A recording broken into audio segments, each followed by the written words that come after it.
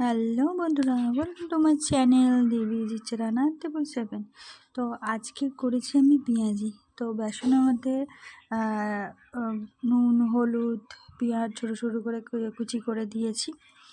সবথেকে মাস্ট হচ্ছে সোডা। তোমরা অবশ্যই কোনো রকম বড়া বা চপ বা সিঙ্গারা যাই করো, একটু সোডা কিন্তু ভালোভাবে দেবে, ফাটিয়ে নেবে ভালো করে, কারণ এটার জন্য কিন্তু মুচমুচে আর খেতে খুবই সুন্দর হয়। যারা সোডা দেয় না তারা জানি না কেন দেয় না, সোডা দিলে এত ভালো। আমার তো এটা কম্পালসারি বলে মনে হয়।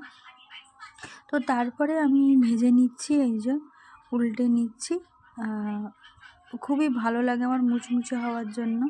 আর তোমরা যদি একটুখানি ভাত, ডাল আর ব্যাস এই পেঁয়াজি করো, বা এটা মুড়ির সাথেও খেতে পারো।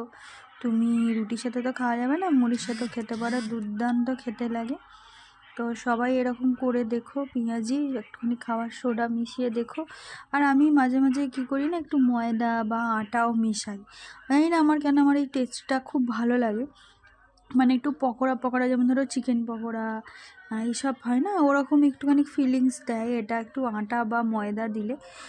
তো আমার ওরকম একটু পকোড়া টাইপের ফিলিংস লাগে খেতে, আমার দুর্দান্ত লাগে। দেখেছো কত সুন্দর দেখতে হয়েছে? তো তোমরাও এইভাবে একটু ময়দা বা আটা মিশিয়ে যদি করো, এতে বেসনটাও কম লাগে।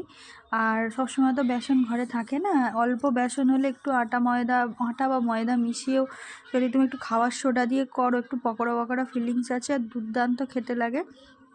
তো তোমরাও এইভাবে করে খেতে পারো।